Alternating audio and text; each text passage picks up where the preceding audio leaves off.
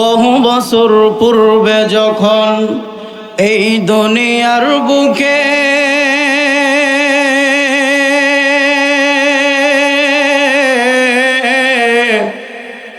আল্লাহর নাম ছিল না কোথাও,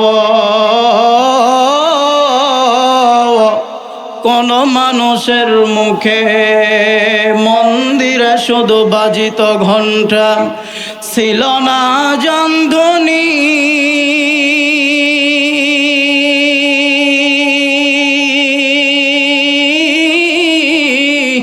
সে আধন ধরিতে আসিলেন তিনি, হে সাধক রব্বানি।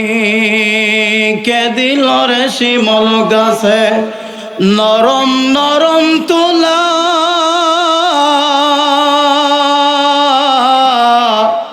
কে দিল রে মায়ের মনে জগৎ ভরা মায়া। মনটা যদি হইত প্রবল হাওয়া, হইত যদি শুভ্র কবুতর, মেঘের ডানাই পাঠিয়ে দিতাম, মেঘের ডানাই পাঠিয়ে দিতাম, মদিনারি পথে যেথায় আমার প্রিয় নবী ঘুমায় নিরন্তর। আলহামদুলিল্লাহি রাব্বিল আলামিন, والعاقبة للمتقين وعلى سيد الأنبياء والأشرف المجرمين صلى الله على محمد وعلى آله وأصحابه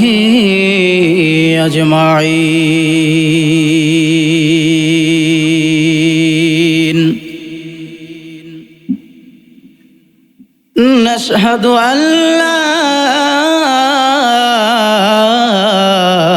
إله إلا الله وحده لا شريك له، ونشهد أن محمدًا عبده ورسوله،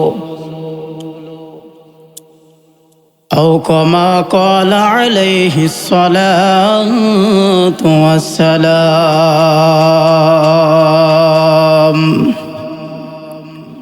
المرء مع من أحب.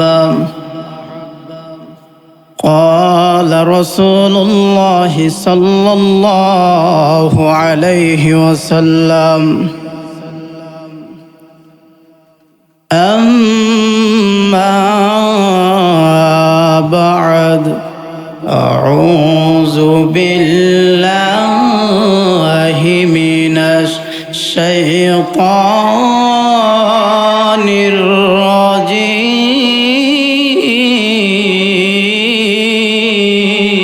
الرجيم. بسم الله الرحمن الرحيم.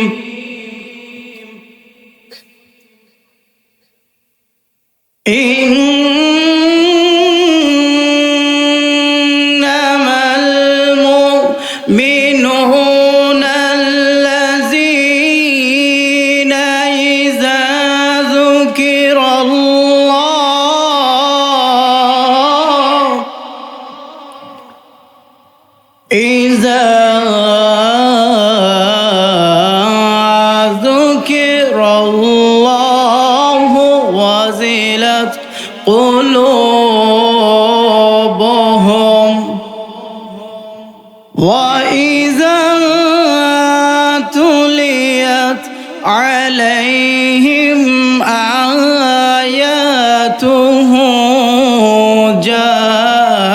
زادتهم إيمانا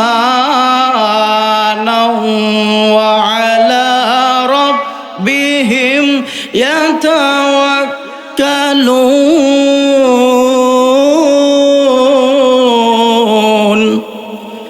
ऐश इशरत के लिए इंसान ही याद रख तो बंद है मेहमान ही ऐश इशरत के लिए इंसान ही याद रख तो बंद है मेहमान ही दार फाने की सजावत पुरन जाम में कियों से अपने असली घर सजा ओ अमल हयातुद्दुनिया इल्ला मताउल गुरूर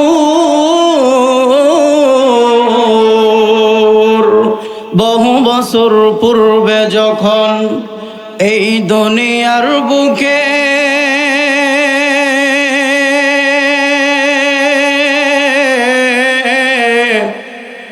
আল্লাহর নাম ছিল না কোথাও কোন মানুষের মুখে মন্দিরে শুধু বাজিত ঘন্টা ছিল না জনধ্বনি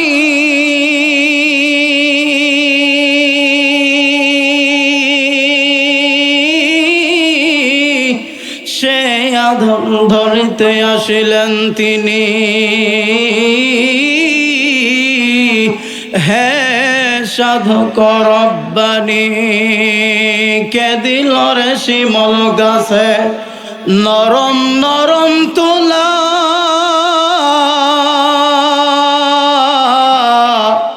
কে দিল রে মায়ের মনে জগৎ ভরা মায়া একটু মহব্বতে জিকির করি লা ইলাহা ইল্লাল্লাহ লা ইলাহা কি চাচা একটু জিকির করেন না লা ইলাহা ইল্লাল্লাহ ইল্লাল্লাহ ইল্লাল্লাহ ইল্লাল্লাহ লা ইলাহা ইল্লাল্লাহ লা ইলাহা ইল্লাল্লাহ লা ইলাহা ইল্লাল্লাহ লা ইলাহা ইল্লাল্লাহ মুহাম্মাদুর রাসূলুল্লাহ আলহামদুলিল্লাহ সমস্ত প্রশংসা মহান মালিক রব্বে কাবা জিল জালাল ওয়াল ইকরামের প্রতি যে আল্লাহ রব্বুল আলামিন আমাদেরকে অত্যন্ত সুযোগ দান করলেন সুন্দর এই মাহফিলের আয়োজনে দক্ষিণ তাজপুর ঈদগাহ ময়দান এই মাহফিলে আল্লাহ রব্বুল আলামিন আমাদেরকে এসে বসে পবিত্র কোরআনুল কারীম থেকে সোনালী আয়াত তেলাওয়াত করা ও শোনার তৌফিক দান করেছেন এবং সে মাগরিব থেকে নিয়ে দীর্ঘক্ষণ আমরা কোরআনুল কারীমের আলোচনা শুনছি আরও শুনবো ইনশাআল্লাহ সে মহান মালিক রব্বে কাবা জিল জালাল ওয়াল ইকরাম আমাদেরকে সুযোগ দান করেছেন তাকে খুশি করার উদ্দেশ্যে আমরা সকলে জবান ছেড়ে শুকর আদায় করি আলহামদুলিল্লাহ বিশ্বনবী হযরত মুহাম্মদ সাল্লাল্লাহু আলাইহি ওয়াসাল্লামের প্রতি অসংখ্য অগণিত দরুদ সাল্লাল্লাহু আলাইহি ওয়াসাল্লাম। আচ্ছা, দরুদ নবীজির উপরে পড়লে সওয়াব হবে না গুনাহ হবে ভাই? কি চাচা, সওয়াব হবে না গুনাহ হবে? তাহলে আমরা দরুদ পড়ে কি ঠকছি?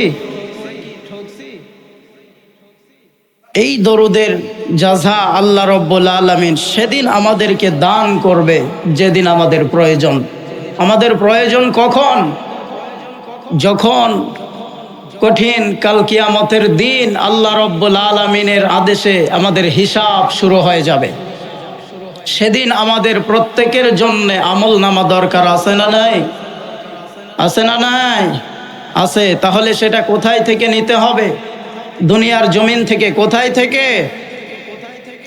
আমাদেরকে ভাবতে হবে সদা সর্বদা একটা কথা। সেটা কি? আমরা ছিলাম না দুনিয়ার জমিনে, আসছি কোথায় থেকে? কে আমাদেরকে দুনিয়ার জমিনে পাঠিয়ে দিয়েছেন? কিসের জন্য পাঠিয়েছেন? কি করতে হবে? এরপরে আবার কোথায় যেতে হবে? এরপরে যাওয়ার পরে আমাদের কি হবে? একটা মানুষ যদি এই চিন্তা করে, এই চিন্তা চেতনা যদি তার ভিতরে আনে, তাহলে এই মানুষটা কি ভালো হওয়ার সম্ভাবনা আছে না নাই? আছে। তাহলে আমরা এই চিন্তা করব তো ইনশাআল্লাহ। আর চিন্তা চেতনার ভিতরে শয়তান আবার চাইবে একটা মানুষকে, ডানপন্থী মানুষকে কিভাবে বামপন্থী বানা যায়, ঠিক না? পথ দুইটা। কয়টা? এক নাম্বার আল্লাহর পথ। কোন পথ?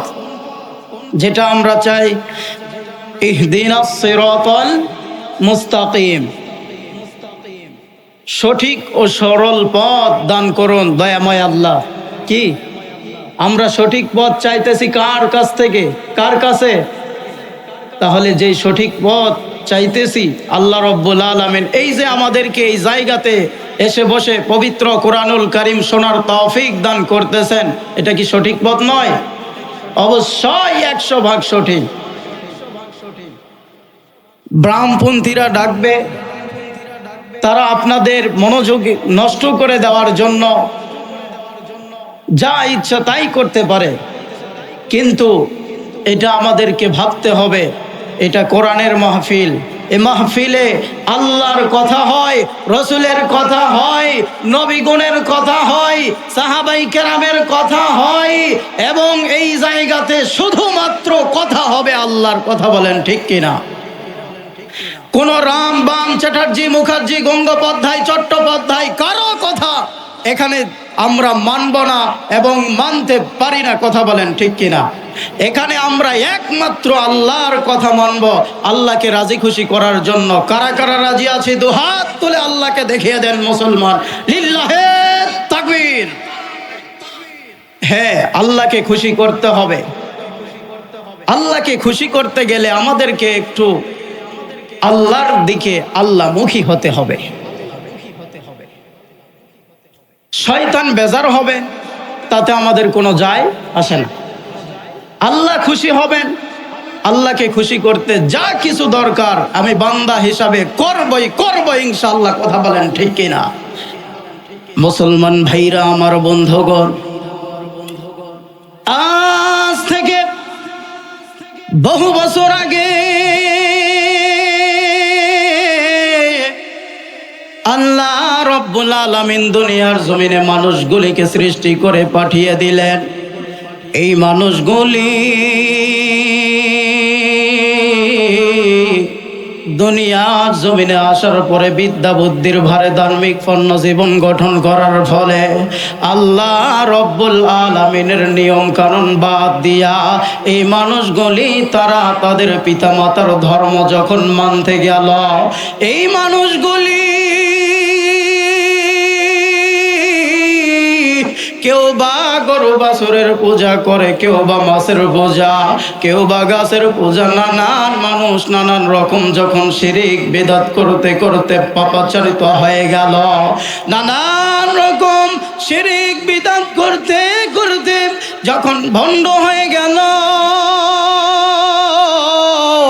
ঠিক তৎকালীন সময়ে আল্লাহ রব্বুল আলামিন পথ ভোলা মানুষগুলিকে সঠিক পথ দান করার জন্য, বেঈমান মানুষগুলিকে ইমানদার বানার জন্য, ইমানি অন্ধকারে পড়ে থাকা মানুষগুলিকে আলোর পথে আনার জন্যে আল্লাহ রব্বুল আলামিন দুনিয়ার জমিনে ওই খারাপ যুগে, সব চাইতে জাহেলিয়াতি যুগে নবী মুহাম্মদ সাল্লাল্লাহু আলাইহি ওয়াসাল্লামকে মানবতার হেদায়েতের চাবিকাঠি হিসাবে পাঠিয়ে দিলেন। বলেন সুবহানাল্লাহ।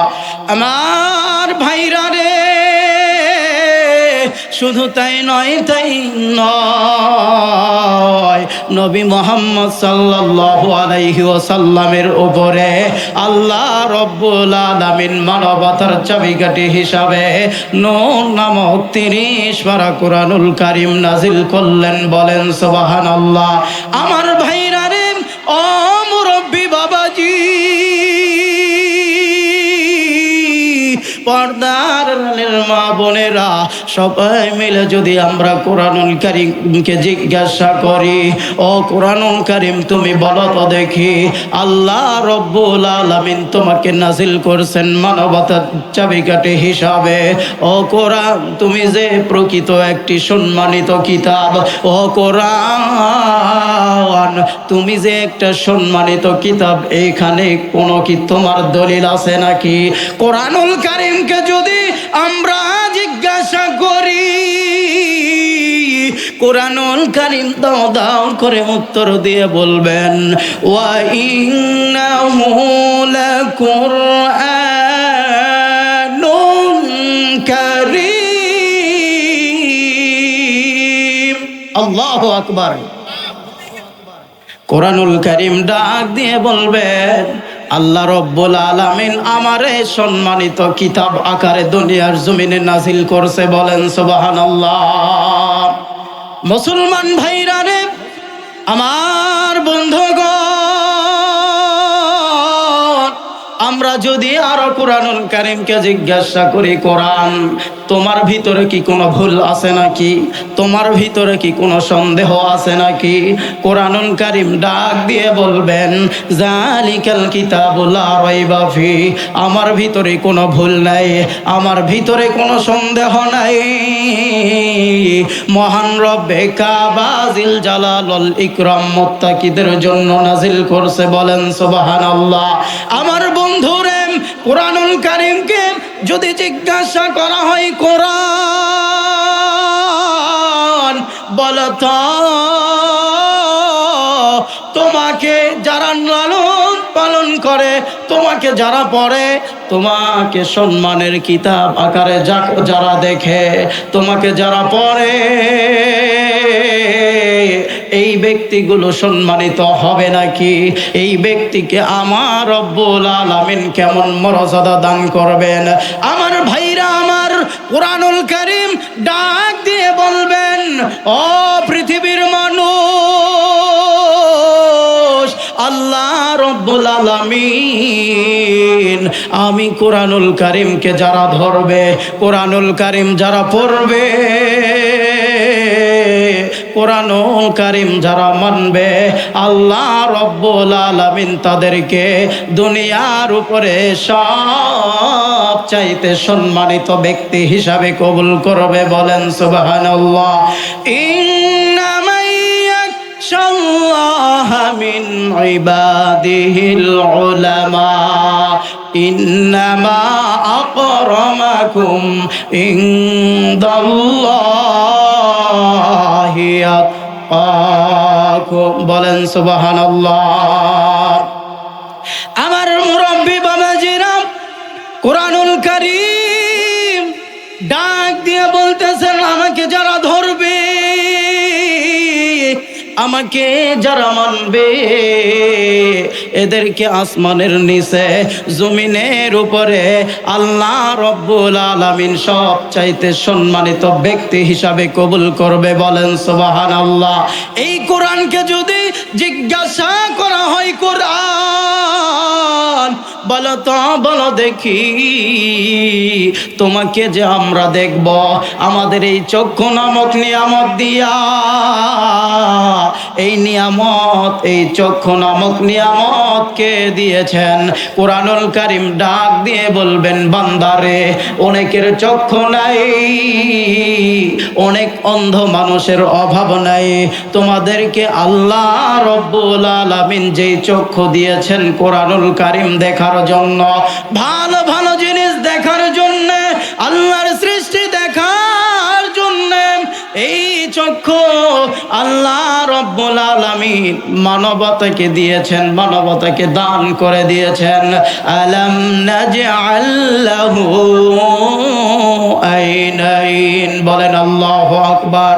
লিসান দিয়ে কথা বলতেছি, এই যে ঠোঁট দ্বারা কথা বলতেছি, যদি কোরআনকে জিজ্ঞাসা করা হয়, ও কোরআন তুমি বলো তো দেখি, যেই লিসান দিয়ে কথা বলা হচ্ছে, যেই লিসান দিয়ে আমরা আলাপ আলোচনা করে থাকি, এইটা কার দান, কে দিয়েছে? আল্লাহ রব্বুল আলামিন কোরআনুল কারিমে বলেছেন, ওয়ালিসানাও ওয়া শাফাতাইন, বলেন আল্লাহু আকবার।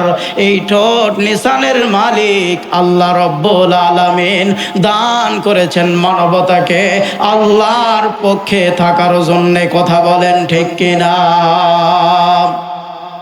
আমরা কি থাকি আল্লাহর পথে থাকি, আল্লাহর পক্ষে থাকি? এক কাপ চা দিলে কি হয়? 2-10 জন এক জায়গায় হলে যদি এক কাপ চা আসে, চায়ের দাম আর কত বাহে? মাত্র 5 টাকা। কিন্তু কি কোথায় যায়? হ্যাঁ, নাম নিলে তো বিপদ আছে। থাকতে হবে কোন পথে? আল্লাহর পথে। আল্লাহর পথে থাকতে যে যদি কোনো রাম বাম চ্যাটার্জি মুখার্জি বলে এই পথে থাকা যাবে না, আমরা বলবো তোমার পথ সঠিক পথ না। ওই 30,000 লক্ষ মাইলের একটা পথ আছে, জান্নাতের পথ। জাহান্নামের উপর দিয়া চুলের চাইতে চিকন রাস্তা, হীরার চাইতে ধার বেশি। এই রাস্তা দিয়ে পাড়ি দিতে গেলে আল্লাহর পক্ষে থাকতে হবে মুসলমান। কথা বলেন ঠিক কিনা? থাকবো তো ইনশাআল্লাহ। সময় আসতেছে, দেখা যাবে। আল্লাহ রব্বুল আলামিন ডাক দিয়ে বললেন, নবী গো,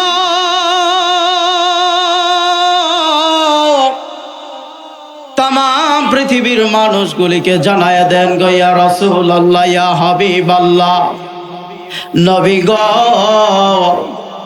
এই মানুষগুলি হাঁটা চলা করার জন্য যে হাত পা দরকার, এই পা আমি রব্বে কাবা জিল জালাল ওয়াল ইকরাম আমার বান্দার ভালোর জন্য দিয়েছি। ওয়াহাদাইনাহুন নাজদাইন। মুরব্বি বাবাজিরাম গভীর মনোযোগ দিয়ে শুনবেন, আর এদিক ওদিক হওয়ার কোনো টাইম নাই গো বাবা। আল্লাহ চাইলে এই এলাকাতে যদি আবার আনেন, আবার কথা হবে, দেখা হবে ইনশাআল্লাহ। তবে যদি আল্লাহ রব্বুল আলামিন না চান আর দেখা হবে না। জীবনের শেষ বয়ান মনে করে বয়ান করতেছি।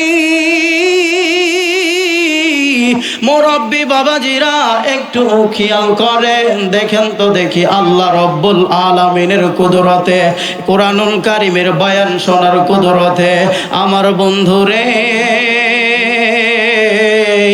চক্ষু দিয়ে পানি বাইর হয় নাকি?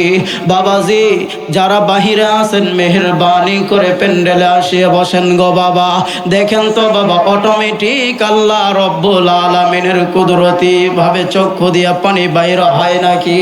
মুসলমান ভাইয়া, কোনো এদিক সেদিক হওয়ার রাস্তা নাই।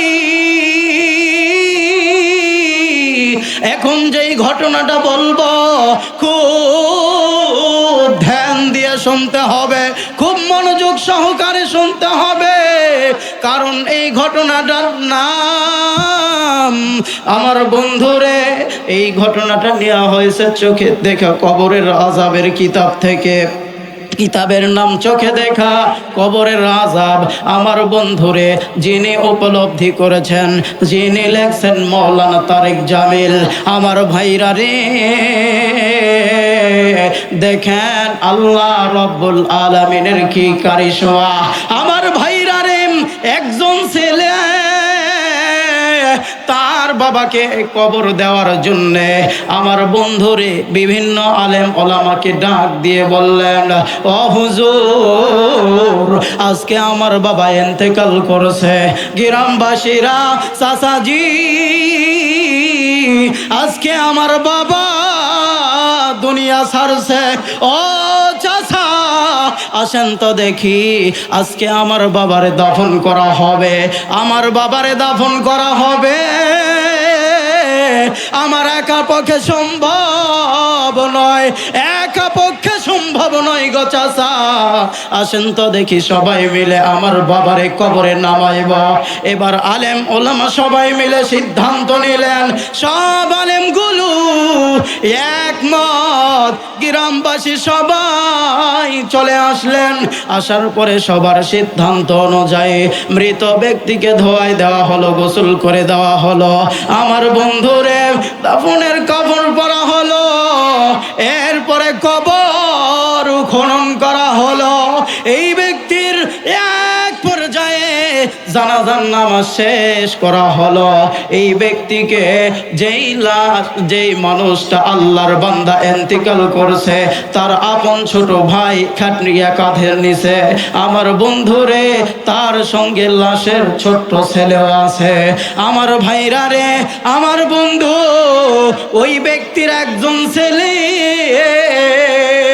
এবার যখন কবরে তার বাবাকে রাখা হবে, কবরে যখন তার বাবাকে রাখা হবে, এইবারে ছেলেটা কবরে আগে নামছে, আমি আমার বাবার লাশ ধরে কবরে নামাবো।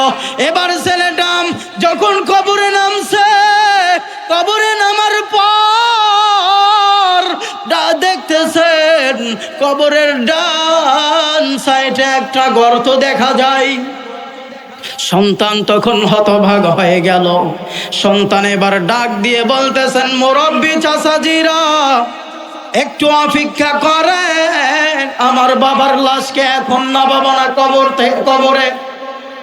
ও আলেম গো, ও হুজুর, আপনারা একটু দেরি করেন, এই কবরে কেমন জানে একটা গর্ত দেখা যায়। দেন আমারে একটা কাঠি দেন। এবার একটা কাঠি বা লাঠি দেওয়া হলো। এই লাঠি দ্বারা ওনার ছেলেটা কবরের যেই গর্ত দেখা যায়, গর্তর মুখ থেকে একটু মাটি হালকা করে টান দিলেন, সরিয়ে দিলেন। দেওয়ার পর দেখতেছেন একটা বিষধর সাপ বাইর হইতেছে। ছেলেটা চিৎকার মারিয়া কবর থেকে উঠে আসলেন।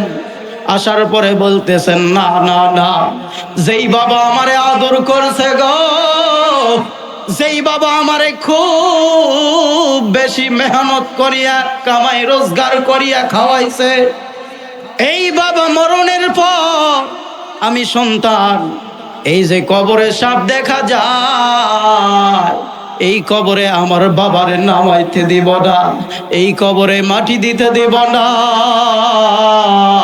আর একটা কবর খনন করা হোক, আমি ওনার ছোট্ট সন্তান, আমি ওনার একটি মাত্র সন্তান, আমি আমার বাবারে কবর দিতে দিব না। আরেক জায়গায় কবর খনন করা হোক। এলাকার মই মুরব্বিগণ ডাক দিয়ে বললেন, যেহেতু ওনার একটা ছেলে, এই ছেলে একটা কথা বলল, আমরা সবাই মিলে ছেলেটার কথা শুনি। দ্বিতীয়বার আবার একটা কবর খনন করা হলো। দ্বিতীয়বার যখন কবর খনন করা হলো, মুরব্বি বাবাজিরা, দ্বিতীয়বার কবর খনন করার পরে ওই সন্তান আবার কবরে নামিয়ে পড়লেন। কবরে নামার পর সন্তান এবার নজর করে দেখেন, কবরে, আগের কবরে ছিল একটা গর্ত, পরের কবরে দেখেন দুইটা গর্ত। এবার সন্তান নজর করে দেখলেন, পরের কবর থেকে, ওই গর্ত থেকে তিনটা বিষাক্ত সাপ ফানা তোলে। আমার বন্ধুরে, সন্তান আবার চিৎকার মারিয়া লাফিয়া উঠে পড়ে। এই সন্তান কান্দে, ডাক দিয়ে বলতেছেন, মুরব্বিরা, এই কবরে আমি দেখি তিনটি সাপ। ও মুরব্বিরা, আমার বাবারে এই কবরে আমি রাখতে দিব না, আবার একটা কবর খনন করা হোক। আলেমগণ ডাক দিয়ে বলতেছেন, না না বাবা, আর সম্ভব নয়। মই মুরব্বিরা ডাক দিয়ে বলতেছেন, বাবা, তোমার বাবার কবরে সাপ, তাতে আমাদের করার কি? তোমার বাবার আযাবের কারণে তোমার বাবার গুনার কারণে আল্লাহ রব্বুল আলামিন হয়তোবা মাটি দেওয়ার আগে এই নজিরটা দেখাইতেছেন। আমাদের করার কিচ্ছুই নাই, আমরা এখানেই মাটি দিবার চাই। সন্তান কান্না করতেছে, ডাক দিয়ে বলতেছেন, চাচাজি আপনাদেরকে পায়ে ধরে বলি, আর একটা মাত্র সুযোগ দেওয়া হোক গো চাচা, আর একটা কবর খনন করেন গো চাচা। এবার যখন তৃতীয় নাম্বার কবর খনন করা হলো, এই কবরে তার সন্তান আগে নামলো। কবরে নামার পর দেখতেছেন এখানে তিনটা গর্ত দেখা যায়, 3 গর্তে 5টা সাপ। বলেন না নাউজুবিল্লাহ। এবার সন্তান ডাক দিয়ে বলতেছেন, আমাকে আপনারা যা বলছেন বলেন, কোনো অসুবিধা নাই, আমি আমার বাবার এই কবরেও নামতে দিব না। কারণ আমি দেখছি আমার বাবা অনেক কষ্ট করে মাথার ঘাম পায়ে ফেলে এক বেলা খাইছে বা না খাইছে, আমার মুখে খাবার উঠে দিয়েছে। এবার মুরব্বীরা তার কথায় আর রাজি হয় না। মুরব্বী বলে, বাবা বেলা শেষ হয়েছে, তুমি আর বায়না করো না, আর তোমার কথা শোনার আমাদের টাইম নাই, এখানে কবর দিয়ে দেই। এই যে লাশের ছোট ভাই ডাক দিয়ে বলতেছে, আমার ভাইকে কবরে নামায় দাও, আমার ভাইকে কবরে নামায় দাও, কেননা এই এলাকার মানুষ অধৈর্য হয়ে গেছে। আমার বন্ধুরে এবার কে দেখে কার কান্না, যুবক চোখের পানি ফেলাইতেছেন। দূর থেকে একজন মুরব্বী কাঁধে একটা কোদা আসিয়া বলতেছেন, কেউ কবর দিও না লাশটাকে, কেউ এখন লাশটাকে কবর দিও না। কোথায় ওনার সন্তানটা কোথায়? এবার ছোট্ট ছেলে এবার ওই মুরব্বির সামনে যে বলতেছেন, চাচা আমার বাবারে কবর দিয়েন না এখন। এবার এই মুরব্বি এত জোরে একটা তার গালে থাপ্পড় মারলেন, মারার পরে ডাক দিয়ে বলতেছেন, বেটারে তোর বাবার কবরে সাপ দেখা যায়, এটা তুই ছেলে তোর কারণে। ছেলেটা এবার সবার সামনে বলল, মুরব্বি চাচা বুঝলাম না আপনার কথা, কেন আমার কারণে আমার বাবার কবরে সাপ দেখান যায়? মুরব্বি ডাক দিয়ে বলতেছেন, বেটারে তোর কারণে তোর বাবার কবরে সাপ দেখা যায়? ও বেটা যা, জলদি করে যা, সুন্দর করে গোসল করিয়া আল্লাহর দরবারে মাফ চা, আল্লাহর দরবারে সন্তান হইয়া ফরিয়াদ জানা, আমার আল্লাহ তোর কথা শুনবে। ও বেটা তবে আল্লাহর দরবারে তওবা করবি, এরপরে গুনাহ আর করবি না। এইবার যুবক ডাক দিয়ে বলতেছেন, আপনারা সকলে একটু অপেক্ষা করেন, আমি একটু ভিতর থেকে আসি, আমি একটু ফ্রেশ হইয়া আল্লাহর দরবারে 2 রাকাত নামাজ আদায় করে আসি। সন্তান এবার চলে গেলেন বন্ধুরে মুরব্বির কথা অনুযায়ী। যাওয়ার পর এই সন্তান সুন্দর করে গোসল করিয়া 2 রাকাত নামাজ পড়িয়া আল্লাহর দরবারে তওবা করলেন, আল্লাহর দরবারে মাফ চাইতেছেন। আমার বন্ধুরে এক পর্যায়ে সন্তানটা বাইর হয়ে আসলেন রুম থেকে। বাইর হয়ে আসার পর মুরব্বিরা ডাক দিয়ে বলতেছেন, চলো বেটা এবার তোমার বাপকে কবর দিয়ে দেই। আমার বন্ধুরে এবার যখন সবাই মিলে তার বাপকে কবর দেওয়ার জন্য গেলেন, যাওয়ার পর তৃতীয় কবরটাতে যে দেখতেছেন যেই গর্তগুলোতে সাপ দেখা গিয়েছিল, এই গর্তগুলো ফুলের গাছ, সুন্দর সুঘ্রাণ বাড়াইতেছে। বলেন না সুবহানাল্লাহ। এই ছেলেটা সবাইকে ডাক দিয়ে দিয়ে বললেন, চাচাজি আমি তৃতীয় নাম্বার কবরে আগে নামলাম, দেখলাম ফুলের সুঘ্রাণ পাইতেছি, এবার আমি একটু দ্বিতীয় কবর থেকে ঘুরে আসি। দ্বিতীয় কবরে যখন নেমে দেখা হলো দ্বিতীয় কবরে ফুলের সুঘ্রাণ পাওয়া যায়। বলতেছে প্রথম কবর থেকে ঘুরে আসি। প্রথম কবরে যে দেখতেছেন ওখানেও ফুলের সুঘ্রাণ পাওয়া যায়। যুবক ছেলে মুরব্বীকে ডাক দিয়ে বললেন, বাবাজি এই তিনটা কবর ব্যতীত আমি যদি আবার একটা কবর খনন করি তাহলে আমার বাবাকে কি আল্লাহ মাফ করবে না? মুরব্বী ডাক দিয়ে বলতেছেন, তোমার তওবা মনে হয় আমার আল্লাহ কবুল করছেন, এই জন্য যেই কবরগুলিতে সাপ দেখা গিয়েছিল এই কবরগুলিতে ফুলের সুঘ্রাণ পাওয়া যায়। তুমি পৃথিবীর যেইখানেই কবর খনন করো না কেন তোমার বাবাকে কবর দেওয়ার জন্যে, আমার মনে হয় আমার আল্লাহ তোমার পিতাকে মাফ করে দিবেন। বলেন সুবহানাল্লাহ। আমার ভাইরা রে, আমার বন্ধুগণ, তাহলে দেখেন আল্লাহ রব্বুল আলামিনের কি কারিশমা। আমার ভাইরা একটু কষ্ট করতে হবে, মেহনত করতে হবে। আল্লাহর দিন তো সোজাভাবে আমরা পাবো না, আল্লাহ রব্বুল আলামিনের পথ তো সোজাভাবে আমাদের কাছে আসবে না। আমার ভাইরা রে, প্রত্যেকটা মানুষ যদি ভালো কাজের জন্য কর্ম করে, ভালো কাজের জন্য যদি মানুষ চেষ্টা করে, আল্লাহ রব্বুল আলামিন তার নসিবকে ভালো রাখেন। কথা বলেন ঠিক কিনা? মন্দ কাজে যদি চেষ্টা করে তাহলে আমার বন্ধুরে আল্লাহ রব্বুল আলামিন তাকে গোমরাহি বানায় দেন। আমার বন্ধু, আপনাকে আমাকে সদা সর্বদা চিন্তা করতে হবে আল্লাহ রব্বুল আলামিনের সঠিক পথে থাকার জন্য। কথা বলেন ঠিক কিনা? আমার ভাইরা রে, দেখেন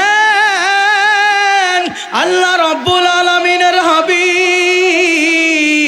নবী মুহাম্মদ সাল্লাল্লাহু আলাইহি ওয়াসাল্লাম, আমার বন্ধুরে এত বড় নবী যার জীবনে একটা কোনো ভুল নাই, যার জীবনে কোনো গুনাহ নাই, এই নবীও তায়েফবাসীর কাছে তায়েফের ময়দানে যাইয়া পাথরের আঘাত সহ্য করছেন, রক্ত ঝরাইছে। আমার বন্ধুরে, আল্লাহর দরবারে যদি আমরা চাই, আমাদের গুনার তো অভাব নাই, আল্লাহ রব্বুল আলামিন আমাদেরকেও মাফ করে দিতে পারেন। কথা বলেন ঠিক কিনা? আল্লাহর দরবারে যদি চাই, আল্লাহ বলেন উদউনি আস্তাজিব লাকুম, ও বান্দা ডাকার মতো ডাকো, আমি আল্লাহ তোমাদের ডাকে সাড়া দিব। বলেন সুবহানাল্লাহ। আমার ভাইরা রে, ও বন্ধুরে, মুহাম্মদ সাল্লাল্লাহু আলাইহি ওয়াসাল্লাম প্রিয় নবীর কথা শুনিয়া ও পর্দার আড়ালের মা বোনেরা আমার গভীর মনোযোগ দিয়া শোনেন গো মা। দেখেন ইসলামে প্রথম শহীদ মা সুমাইয়া বিনতে জামদাম রাদিয়াল্লাহু তাআলা আনহা হয়েছিলেন। মা সুমাইয়া আমার বন্ধুরে, এই ঘটনাটা আমি অনেক দিন পর আবার আপনাদের সামনে আনলাম। আমার বন্ধুরে, যদিও পুরাতন একটা ঘটনা, তবে ঈমানকে ঠিক রাখার কারণে আমি আবার আপনাদের সামনে স্মরণ করে দিতে চাই। আমার বন্ধুরে, মা সুমাইয়া বিনতে জামদাম রাদিয়াল্লাহু তাআলা আনহা ইসলামের প্রথম শহীদা। এই মা নবী মুহাম্মদের উপর ঈমান আনলেন, আল্লাহ রব্বুল আলামিনকে বিশ্বাস করিয়া, আল্লাহর ধর্ম বিশ্বাস করিয়া, আল্লাহর কোরআনুল কারীমকে মানতেছেন। হঠাৎ করিয়া মক্কার কাফেরের কানে গেল, মক্কার কাফেরের লিডার আবু জাহালের কানে চলে গেল। কাফেররা আবু জেহেলকে ডাক দিয়ে বললেন, আবু জাহেল তুমি কি শুনছো নাকি এই মক্কা নগরীতে সুমাইয়া ইসলাম ধর্ম গ্রহণ করেছে, আমাদের বাপ দাদার ধর্ম বাদ দিয়া নবী মুহাম্মদের ধর্ম মানতেছে। আবু জাহেল ডাক দিয়ে বললেন, কাফেরেরা যাও যাও যাও, সুমাইয়াকে বলিয়ে দাও সুমাইয়া যেন ঈমান ছেড়ে দেয়। এবার কাফেররা সুমাইয়ার কাছে চলে গেলেন, যে ডাক দিয়ে বলতেছেন, সুমাইয়া ঈমান ছেড়ে দাও। আবু জাহেলের নির্দেশ, আবু জাহেলের নির্দেশ, ও সুমাইয়া তুমি যদি ঈমান ছাড়ো তাহলে যে যা চাইবা আবু জাহেল তোমারে তাই দিবে। সুমাইয়া ডাক দিয়ে বলতেছেন, আমি ঈমান ছাড়তে রাজি নয়, এক আল্লাহর প্রেমে নবী মুহাম্মদের প্রেমে ঈমান আনছি। বলেন সুবহানাল্লাহ।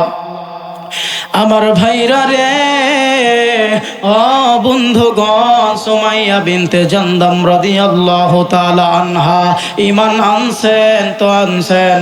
এবার যখন কাফেররা ঘুরে চলে গেলেন, আবু জাহেলকে ডাক দিয়ে বলতেছেন, মক্কার কাফেরের লিডার সুমাইয়া তো ঈমান ছাড়তে চায় না। এবার আবু জাহেল স্বয়ং তার বাড়িতে চলে গেলেন, যাওয়ার পরে বলতেছেন, সুমাইয়া শুনতেছি তুমি নাকি ঈমান ইসলাম ধর্ম গ্রহণ করছো, ও সুমাইয়া ঈমানটাকে ছেড়ে দাও। আমি আবু জাহেল কথা দিলাম তুমি যা চাইবে আমি তোমারে তাই দেব। সুমাইয়া ডাক দিয়ে বলতেছেন, আবু জাহেল পৃথিবীর সব কিছু যদি আমি সুমাইয়াকে দিয়া দাও, নবী মুহাম্মদের প্রেমে ঈমান আনছি, ঈমান ছাড়ব না। আমার ভাইরা রে, আল্লাহ রব্বুল আলামিন কি কারিশমা দেখাইলেন। আবু জেহেল সুমাইয়াকে ডাক দিয়ে বলতেছেন, সুমাইয়া রে তুমি যদি ঈমান না ছাড়ো তোমারে আমি সময় দিয়ে যাইতেছি, অমুক দিন তোমারে অমুক একটা মাঠে হাজির করা হবে, এই ফাঁকা ময়দানে তোমাকে হাজির করা হবে। এই ময়দানে আসার পর এখানেই তোমার জন্য লাস্ট চান্স দেওয়া হবে। এই জায়গাতেও যদি তুমি ঈমান না ছাড়ো, সমস্ত মক্কার কাফের বেঈমানের সামনে তোমারে উলঙ্গ করা হবে, বিবস্ত্র করা হবে, তোমার শরীর থেকে সমস্ত পোশাক আদি খুলে নেওয়া হবে। ও সুমাইয়া দেখি তুমি কেমনে ঈমান তোমার ঈমান টিকিয়ে রাখো। সুমাইয়া বলতেছেন, নবী মুহাম্মদের প্রেমে জীবন দিতে রাজি, ঈমান ছাড়তে রাজি নয়। বলেন সুবহানাল্লাহ। আমার বন্ধুরে, আবু জাহেল খেপে চলে গেলেন। আবু জাহেল এক পর্যায়ে যেই দিনের কথা ঘোষণা দেওয়া হয়েছিল সমস্ত মক্কার কাফেরদের সামনে, আবু জাহেল সেই দিন সুমাইয়াকে এই জায়গাতে হাজির করলেন ফাঁকা ময়দানে। আমার বন্ধুরে, সুমাইয়াকে লাস্ট বার আবু জেহেল ওয়ার্নিং দিলেন, আবু জাহেল বলো তো দেখি। আবু জেহেল ডাক দিয়ে বলতেছে, সুমাইয়া রে ঈমানটা ছেড়ে দাও, আমি আবু জাহেল তোমারে শেষবারের মতো বললাম। সুমাইয়া ডাক দিয়ে বলতেছেন, আমি একবার ঈমান আনছি আর ছাড়ব না, প্রয়োজনে জীবন দিয়ে দিব রে আবু জাহেল, আমি নবী মুহাম্মদের প্রেমের ঈমান ছাড়ব না। এবার আবু জাহেল কাফেরদেরকে ডাক দিয়ে বললেন, কাফেররা তোমরা সুমাইয়ার দুইটি হাত টান টান করিয়া ধরো। এবার সুমাইয়ার দুইটি হাত টান টান করে ধরা হলো। সুমাইয়া আল্লাহর দরবারে মাথাটা নিচু করিয়া জমিনের দিকে মাথাটা দিয়া আল্লাহ রব্বুল আলামিনকে ডাক দিয়ে বলতেছেন, দয়ার মালিক, আমি তোমার নবীর প্রেমে ঈমান আনার কারণে, আমি তোমাকে বিশ্বাস করার কারণে আজকে এই শয়তানগুলো সমস্ত কাফেরদের সামনে আমারে বেইজ্জতি করতেছে গো মালিক। ও মালিক, আমি তোমারে বলতে চাই, আমি সুমাইয়া তোমারে দাওয়াত দিলাম। আল্লাহ গো, তুমি আমি সুমাইয়াকে একবার আসিয়া দেখা দাও, আমি সুমাইয়ার সামনে একবার আসো। ও দয়ার মালিক, আমার শেষ পর্যন্ত তুমি ইসলামের জন্য কবুল করো। আমার বন্ধুরে নিষ্ঠুর আবু জাহেল সুমাইয়ার দেহ থেকে সমস্ত কাপড়গুলো খুলিয়া নিল। সুমাইয়াকে বিবস্ত্র করা হলো। সুমাইয়া আসমানের দিকে মাথাটা উঠিয়া চক্ষু বন্ধ করিয়া আল্লাহর দরবারে বলতেছেন, মালিক তুমি কি আমারে সহযোগিতা করবা না? তুমি কি আমারে সাহায্য করবা না? এই কাফের গুলি আমার দেহ থেকে সম্পূর্ণ সব কাপড়গুলো খুলিয়া বিবস্ত্র করছে। এবার আল্লাহ রব্বুল আলামিনের পক্ষ থেকে আল্লাহ রব্বুল আলামিন কি কারিশমা দেখাইলেন। সুমাইয়া বিনতে জামদাম রাদিয়াল্লাহু তাআলা আনহা যখন আল্লাহর নামটি নিল, আবু জেহেল সাইড থেকে কাফেরদেরকে ডাক দিয়া বলতেছে, কয় আমার ধারওয়ালা তরবারিটা কোথায়? ধারালো তরবারিটা কোথায়? আমার হাতে দাও। তরবারিটা নিয়া ডাইনে মারল না, বামে মারল না, সোজা বরাবর মা সুমাইয়ার তলপেট বরাবর তরবারিটা মারল। মা সুমাইয়া বেহুশ হইয়া জমিনে পড়ে যায়। সুমাইয়া হুশে আসার পর সুমাইয়া আকাশের দিকে তাকিয়া হাসেন, আর সুমাইয়া ডাক দিয়ে বলেন, মালিক আমি যা চাইছি তুমি তা কবুল করছো। বলেন সুবহানাল্লাহ। আবু জাহেল ডাক দিয়ে বলেন, কাফেররা দেখো সুমাইয়া পাগল হয়ে গেছে। সুমাইয়া হাসতেছে। সুমাইয়া ডাক দিয়ে বলতেছেন, না রে আবু জাহেল না, আমি সুমাইয়া এমনি হাসি নাই, আমার আল্লাহ আমারে জিবরাইলের মাধ্যমে বড় জান্নাত দেখাইয়া দিয়েছে। বলেন সুবহানাল্লাহ।